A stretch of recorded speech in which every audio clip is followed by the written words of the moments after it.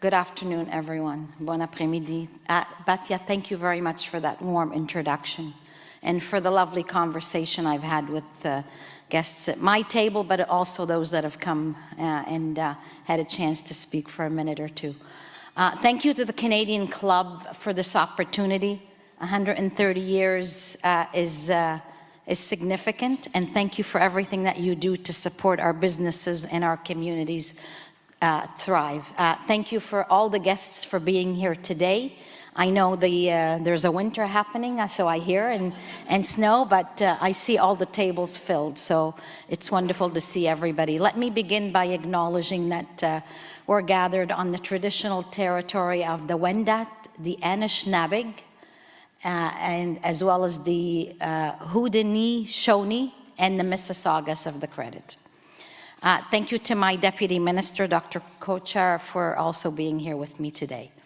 I'm pleased to speak to you today about immigration. It's something that is deeply woven into my personal story and into Canada's story. I was born in Halifax, but spent much of my childhood in my parents' homeland in a mountainous village in northern Lebanon.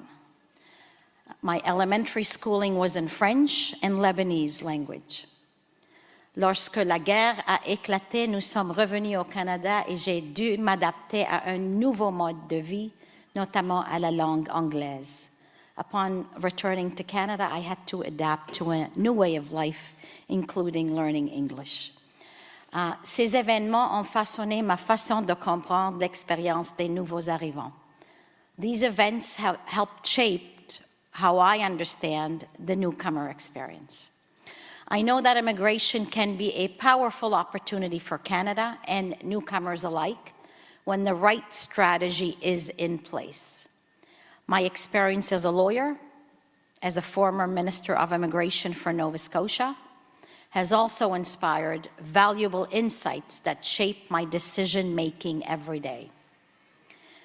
We are approaching the current immigration challenges with determination, with focus, and with compassion. And we're making progress. In January, I was pleased to announce that we met our immigration targets that we set in 2025.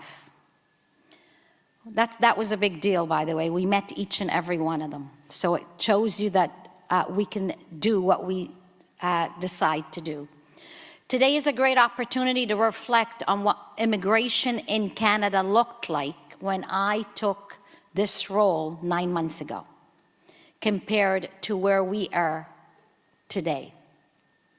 I'll discuss how we're regaining control of and restoring stability to Canada's immigration system.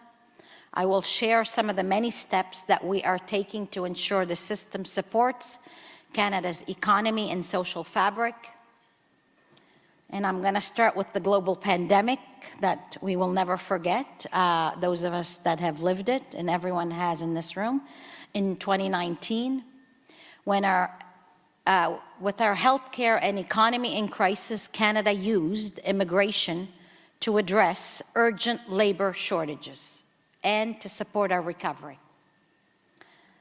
Unfortunately, it also grew our population faster than many Canadian communities could absorb, also putting pressure on housing, on infrastructure, and on social services. When Prime Minister Carney, our new Prime Minister, appointed me as Immigration Minister last May, the task was clear: rétablir le contrôle, l'équilibre et la confiance dans notre système d'immigration, restore control and balance, and rebuild confidence in our immigration system. Attract the best and brightest to advance the Canadian economy, all while meeting our humanitarian objectives. We needed a reset, so we took a thorough, honest look at pressures across the system and worked with partners across government and the country to set clear immigration targets within a measured framework. Canadians gave our government a clear mandate to reduce and stabilize immigration, and that is what we are doing. We've reduced new permanent residents to less than 1% of the population. Nous réduisons la population de résidents non permanents, y compris les étudiants étrangers et les travailleurs temporaires, pour atteindre l'objectif de moins de 5% d'ici à la fin de 2017. We are reducing the non-permanent resident population, including international students and temporary workers, to reach the target of below 5% by the end of 2027.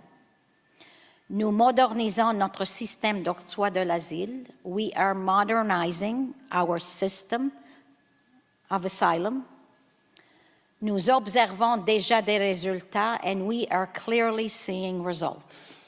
2025, asylum claims declined by a third. We also saw over 50% fewer arrivals of temporary workers and international students in 2025 than in 2024. And we are already seeing positive impacts. Rents are trending down in general. Here in Toronto, rents are down, and the city has reported easing demand from refugees and asylum seekers. As a result, confidence in immigration is starting to return. We've achieved this in part by paying attention to local, provincial, and territorial priorities, and by focusing on results people can see in their daily lives. Lorsque les nouveaux arrivants aident à combler des besoins en main-d'œuvre, à construire plus de maisons et améliorer l'accès aux soins de santé, tous les Canadiens en profitent. When newcomers help fill labor gaps, build more homes, strengthen access to health care, all Canadians benefit. Confidence grows when outcomes are predictable for employers, for communities, and for the country. So in a city like Toronto, where global talent, capital, and innovation intersect, predictability is essential.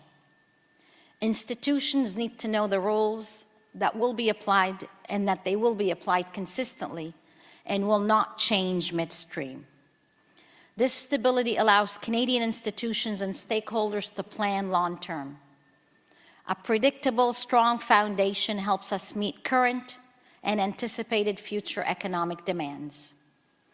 Right now, my department is investing a great deal of focus and energy on attracting and retaining global talent, bringing in the right people to help build a stronger future.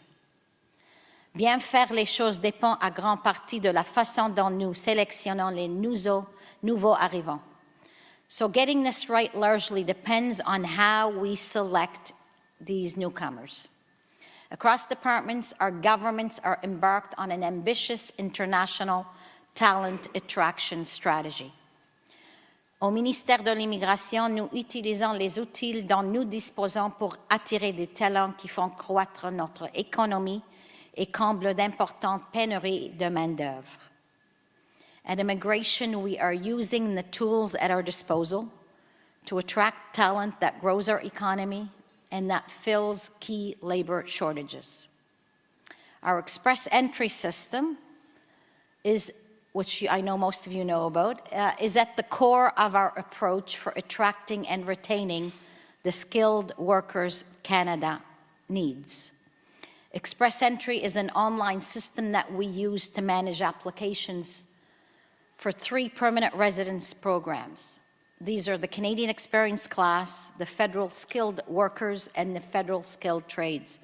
Just as an aside, when that Express Entry system was started in 2015, I was Minister of Immigration in Nova Scotia, and I was the first minister in the province that actually pulled the button and got on board with that system. And I know there's been a number of enhancements done, and hopefully today you will hear some more. So in category-based rounds of invitations, we invite candidates in the Express Entry pool with the skills and experience we need to boost our capacity in key sectors and occupations.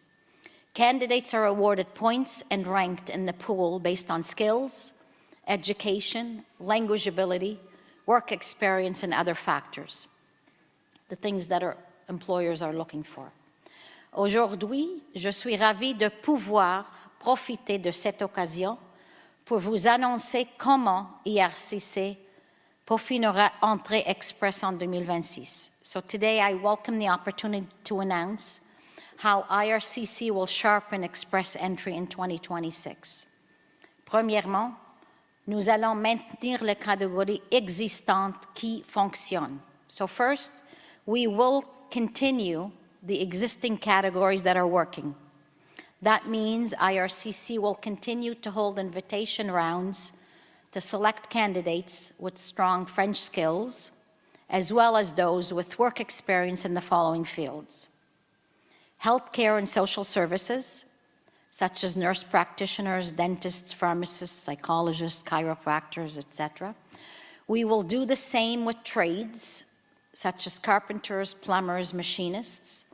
These categories will support our government's nation-building, housing, and infrastructure projects.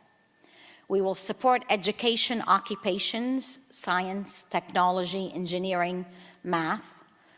These STEM categories include engineers and cybersecurity specialists. Tomorrow's economy will be driven by innovation and technologies like artificial intelligence. Growing these industries creates jobs and opportunities for the future. So that was first. Second, today we are introducing new categories designed to meet and support Canada's evolving needs and reflect our government's determination to attract the best talent to Canada. Here's our new Express Entry categories for 2026. If I had drums, I would say drum roll here. Thank you. We're adding categories for researchers and senior managers with Canadian work experience, recognizing that in certain occupations, many years of experience are required to make meaningful contributions. By providing a clear path to permanent residence, we're supporting the broader federal efforts to drive innovation and growth, including a $1.7 billion initiatives announced in December by Innovation, Science and Economic Development Canada to attract world-leading researchers to Canada.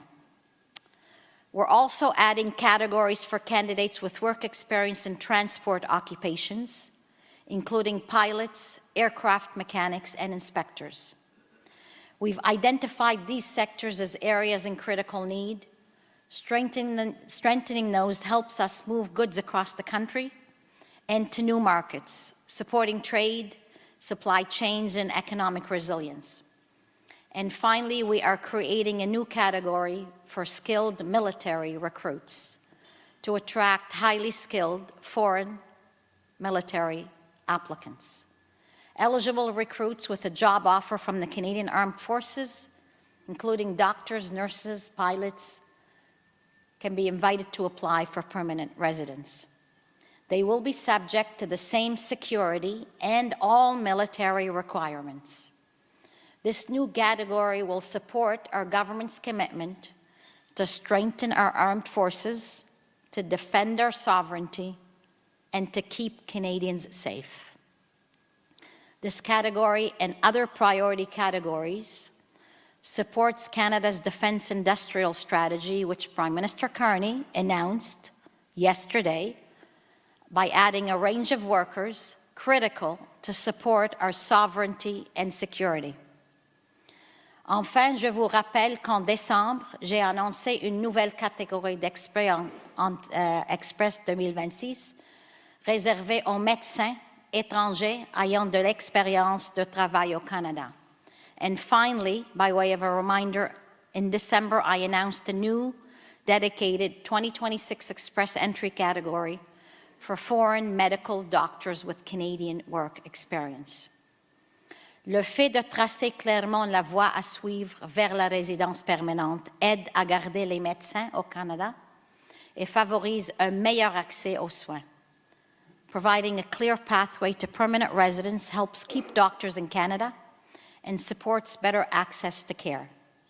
The first round for doctors and a separate round for other healthcare professionals is happening this week. Finally, it's important to highlight that Express Entry continues to support our long-term commitment to strengthen francophone vitality across Canada. Récemment, j'ai eu le plaisir d'annoncer que pour la 4e année consécutive, le Canada a dépassé son objectif en matière d'immigration francophone, atteignant près de 9% d'admission hors Québec de personnes francophones. So I recently announced that for the 4th year in a row, Canada has exceeded its target for francophone immigration, reaching nearly 9% of admissions outside Québec. Pour 2026, le Canada a un plan ambitieux visant à accueillir plus de 30 000 nouveaux arrivants francophones chaque année au cours des 3 prochaines années pour atteindre un objectif de 12% d'immigration francophone hors Québec d'ici 2029. Plus de francophones, ce sont aussi plus d'enseignants, plus d'infirmières, plus d'entrepreneurs et de travailleurs qui contribuent concrètement à la vitalité économique de nos communautés. Il s'agit de professions identifiées par les intervenants comme étant particulièrement en demande. So more francophones also means more teachers, more nurses, more entrepreneurs and workers to contribute to the economic vitality of our communities.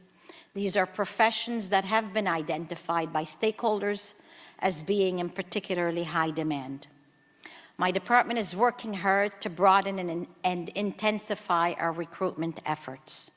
As I mentioned earlier, IRCC's effort to attract talent is part of our government's international talent attraction strategy.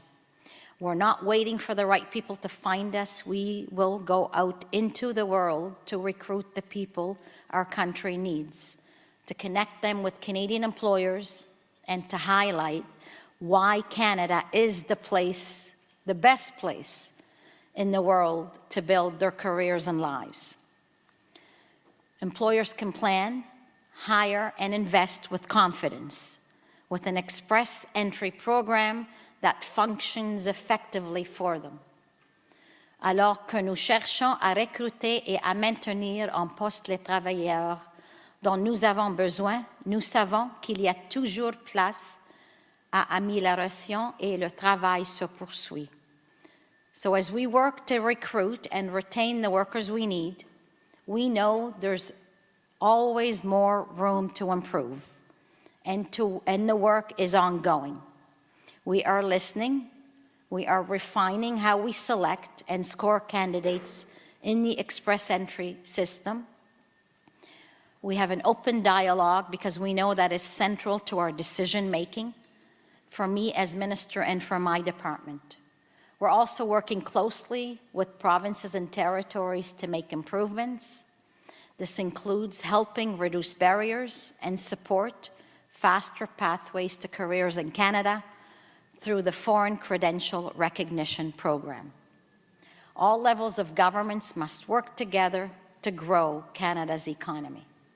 Whether it's employers and entrepreneurs, regional and community leaders, refugees and settlement groups, I can tell you that we are listening and we are making decisions that, while tough, are necessary in order to get our system back to balance. Moins d'un an après le début du mandat de notre gouvernement, nous réalisons des progrès. Less than a year into our government's mandate, we are making progress. Success depends on discipline, and I don't need to tell you that, you're business people in the room. I know as family, we live by that. Success depends on discipline, and without it, we risk its progress and the trust of Canadians. My department is restoring control to immigration so that it remains sustainable, targeted, and able to support Canada's economic growth and labor force needs. Merci beaucoup, and thank you very much.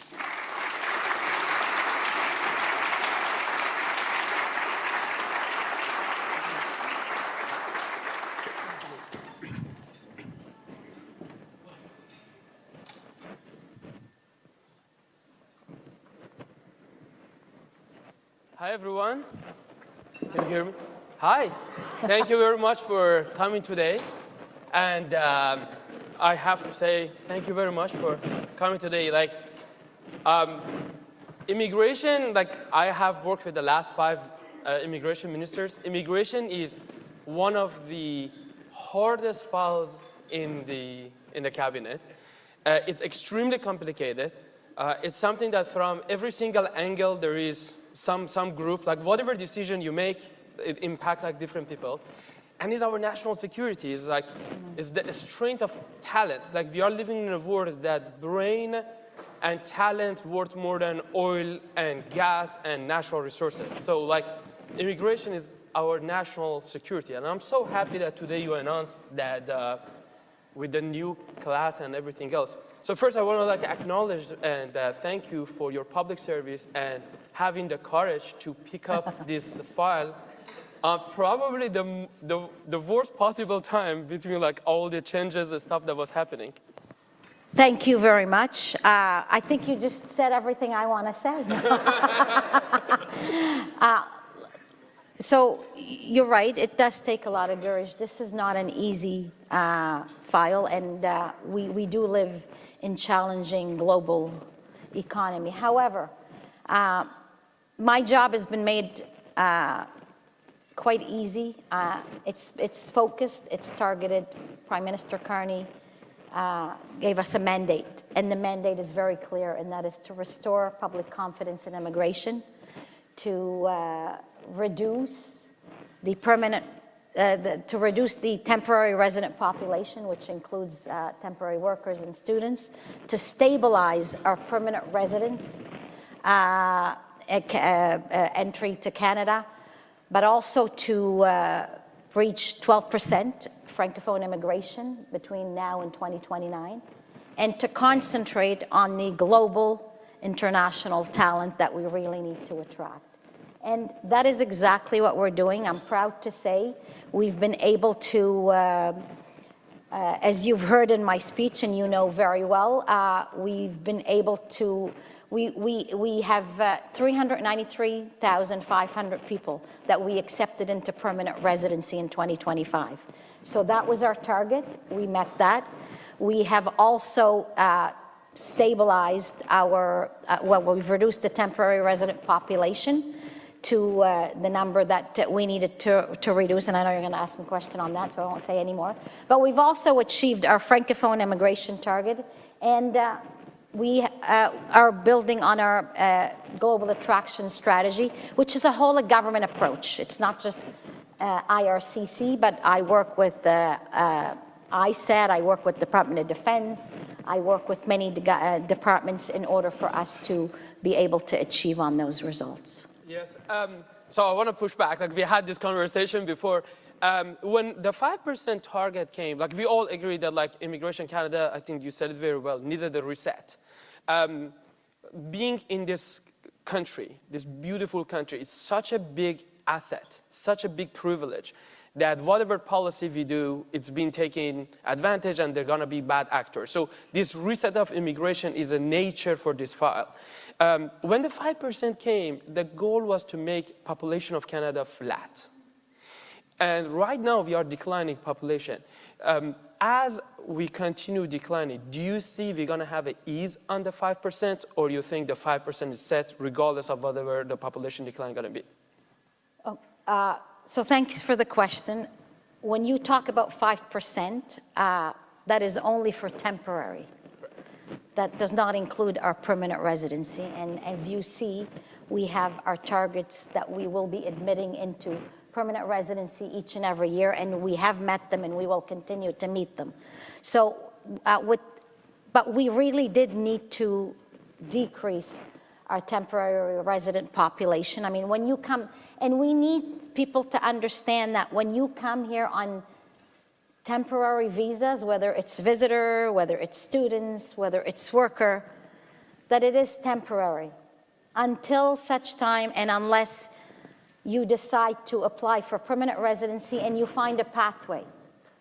Otherwise, it is really temporary. And I believe people are hearing that and are feeling that. And with the fact that we've decreased a little bit less than what perhaps some thought we should be decreasing in last year, I think that's a good thing because it sets us up to being on target 2026, 2027. Yeah. So the other thing that happened, unfortunately, like I had the privilege of getting my permanent residency through this program called a startup visa. Many say that's the most successful startup visa file. We hired over 1,000 employees over time in Canada and brought over $10 billion to Canadian economy. Unfortunately, the program closer to 2019 and after, way before you come in, it started like drifting sideways. And right now, everything's like all over the place. When are we going to get our startup visa that actually works for true entrepreneurs back? So first, let me just, first of all, I've never met you before, but no, look, but I read, who's introducing me, so I obviously, or who is going to be questioning me. Congratulations. You are exactly who this country wants and needs. I appreciate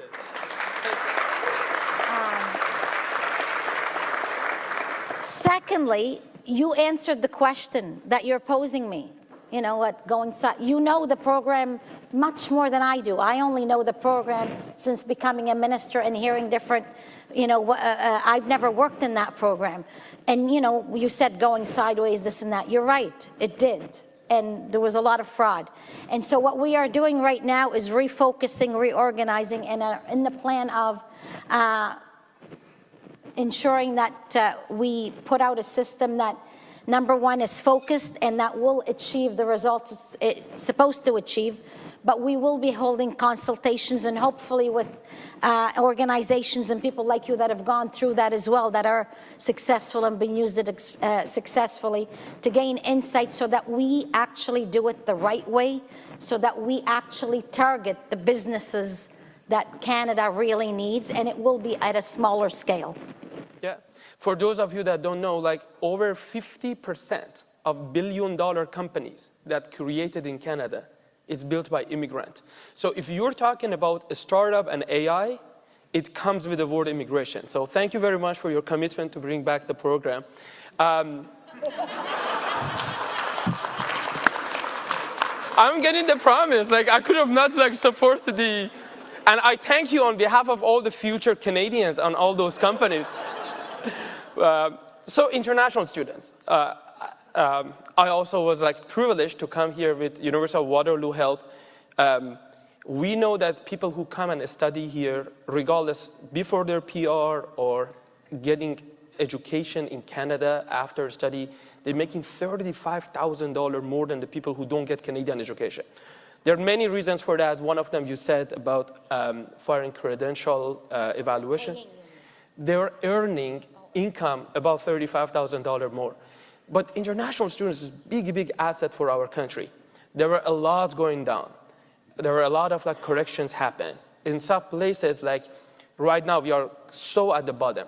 So for our university and colleges presidents that's sitting in the crowd, are we at the bottom right now? Are we going to see some rises and some things, or no, we're gonna continue doing what is happening today? Okay, so a few things. One, international students. We value the contributions international students make, not just to our economy, but also to our social fabric. What we have seen, though, in the last number of years, which meant in 2024 adjustments needed to happen, and I think generally speaking, everybody is pleased and proud that those adjustments happened. They needed to happen. We had seen a lot of students were not receiving the education and the opportunities they were promised. And so the other thing is we never had caps. The country never had caps on that. And so in 2024, we started to introduce what is happening today. Okay, so a few things. One, international students we value the contributions international students make, not just to our economy, but also to our social fabric. What we have seen, though, in the last number of years, which meant in 2024 adjustments needed to happen, and I think, generally speaking, everybody is pleased and proud that those adjustments happened. They needed to happen. We had seen a lot of students were not receiving the education and the opportunities they were promised. And so the other thing is we never had caps. The country never had caps on that.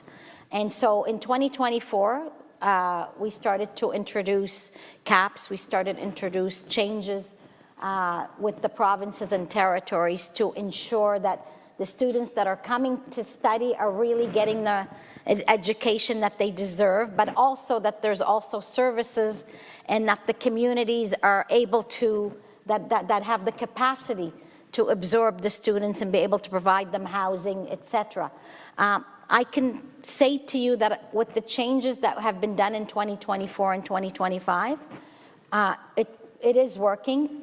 Education is a provincial responsibility constitutionally, and so what we do at IRCC is we give we set the targets, but we allow the provinces and the territories to select with their universities and colleges the students that they need in terms of the program that they want. And we will continue to work with the provinces and territories on that. Yeah. If someone asked me which type of questions you're probably making daily and what are the toughest ones, I would say about anything that is like around like asylum seekers. From one side is a huge Canadian values for over a century that Canada is welcoming people who need a home, and a lot of the contribution they've done over the last couple of decades. But in the last couple of years, in particular after 2017, there are a lot of bad actors happen, and also a lot of geopolitical things happen in the world that raised the number to the thing that, as you said it, immigration is kind of a scarce commodity. We don't have room for, unfortunately, we don't have room for everything else. I want to hear what is your take on what IRCC is going to do about that. I know it was a 33% reduction last year, but also we are approaching FIFA, and it's going to be like a lot of people are going to come to this country to watch the games, and probably there's no perfect answer, but I would love to hear what's the plan? What's the plan? Here we go. So Canada is a signatory to the International Convention, and we are proud to welcome people that are in real danger and need refuge to Canada. What we've encountered over the last number of years, though, is that people that have been in the country for a while starting to claim asylum. That is not, asylum is not to be seen by people that they use it for immigration pathways. We have clear immigration rules, clear laws. People need to use those laws. The asylum system is there for those people that are in real need of danger.